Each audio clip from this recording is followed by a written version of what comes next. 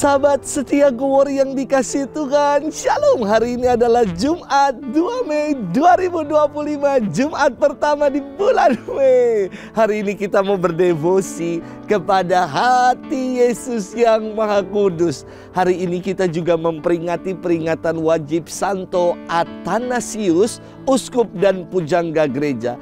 Athanasius lahir sekitar abad keempat.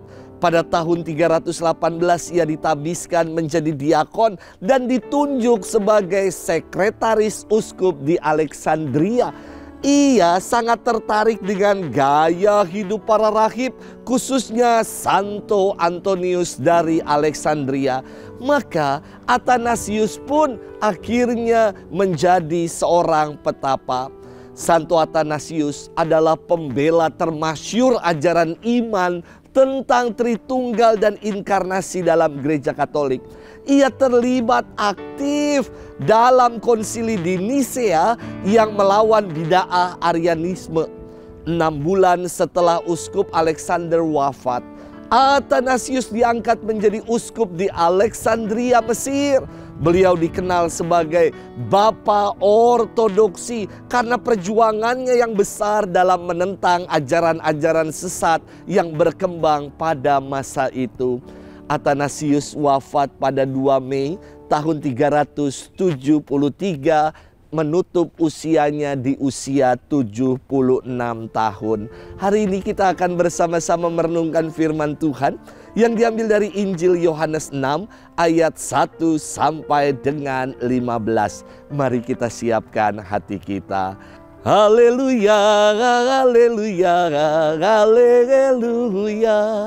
Manusia hidup bukan dari roti saja, tetapi dari setiap firman yang keluar dari mulut Allah. Haleluya, haleluya, haleluya. Tuhan bersamamu dan bersama rohmu. Inilah Injil suci menurut Yohanes, dimuliakanlah Tuhan. Pada waktu itu Yesus berangkat ke seberang danau Galilea, yaitu danau Tiberias. Orang banyak berbondong-bondong mengikuti dia karena mereka melihat mukjizat-mukjizat penyembuhan yang diadakannya terhadap orang-orang sakit. Yesus naik ke atas gunung dan duduk di situ dengan murid-muridnya. Ketika itu Paskah, hari raya orang Yahudi, sudah dekat. Ketika Yesus memandang sekelilingnya dan melihat bahwa orang banyak berbondong-bondong datang kepadanya, berkatalah ia kepada Filipus, "Di manakah kita akan membeli roti sehingga mereka ini dapat makan?" Hal itu dikatakannya untuk mencobai dia, sebab ia sendiri tahu apa yang hendak dilakukannya. Jawab Filipus kepadanya, "Roti seharga 200 dinar tidak akan cukup untuk mereka ini, sekalipun masing-masing mendapat sepotong kecil saja."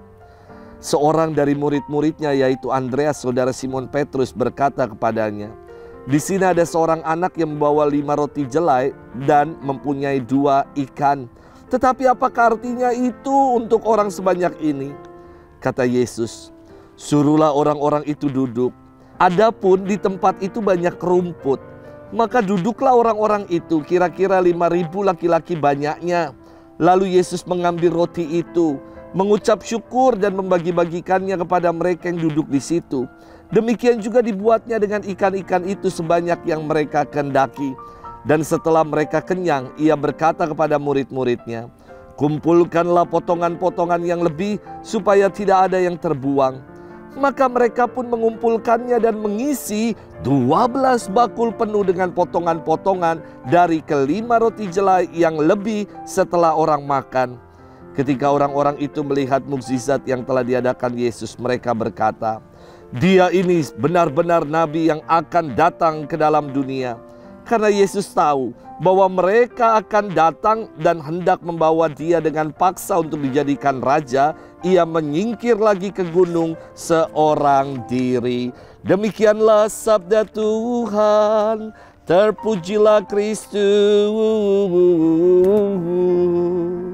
Sahabat setia Glory yang dikasihi Tuhan, dalam momen Paskah kemarin, gerak Gereja Keuskupan Agung Jakarta adalah mengangkat nilai kepedulian yang lebih kepada saudara-saudari yang lemah, miskin, dan berkekurangan.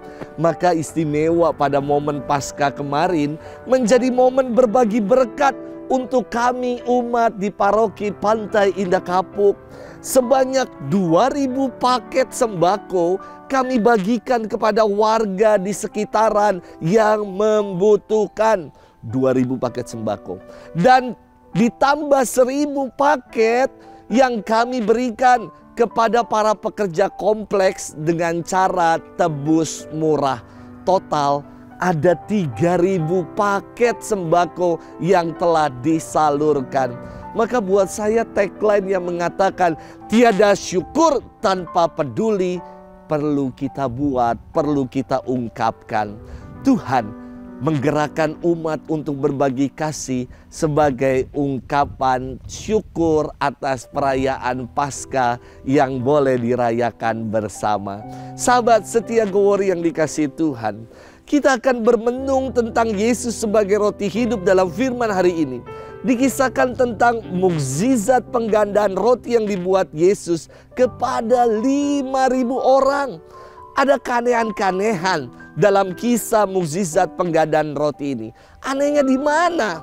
Pertama, Yesus bertanya kepada Filipus, di mana kita dapat membeli roti buat orang banyak ini dapat makan? Loh, ini kan background kisahnya lagi ada di gunung.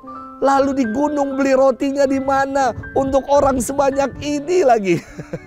Maka Filipus menjawab, roti dengan harga 200 dinar tidak akan cukup sekalipun mereka dibagi sepotong-sepotong kecil saja. Keanehan berikutnya adalah ketika Andreas, saudara Simon Petrus, tiba-tiba datang dan mengemukakan solusi yang justru ia patahkan sendiri. Andreas mengatakan begini kepada Yesus, di sini ada seorang anak yang bawa 5 roti dan mempunyai 2 ikan.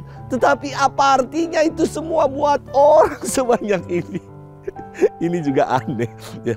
Kalau tadi keanehan pertama 200 dinar saja tidak bakal cukup sekalipun mereka makan potongan-potongan kecil saja. Ini hanya 5 roti dan 2 ikan, lebih sedikit lagi. Namun saudari-saudara sekalian yang dikasihi Tuhan, sahabat setia Gowori, tidak ada yang namanya rugi ketika orang mau berbagi. Justru dari keanehan-keanehan itu, melalui bahkan yang kecil dan sedikit, hanya 5 roti dan 2 ikan, Yesus mengucap syukur atas 5 roti dan 2 ikan itu, membagi-bagikannya kepada orang banyak. Dan dikisahkan semua orang banyak itu 5.000 orang makan sampai kenyang. Bahkan potongan-potongan yang sisa dikumpulkan sebanyak 12 bakul. Maka menjadi jelas saya kira, tiada syukur tanpa peduli dan tiada peduli tanpa berbagi. Semoga dalam hidup ini kita digerakkan untuk mau menjadi pribadi-pribadi yang semakin peduli, dan ungkapan kepedulian kita buat dengan mau berbagi. Selamat bermenung. Tuhan memberkati kita selalu, Bapa dan Putra dan Roh Kudus. Amin.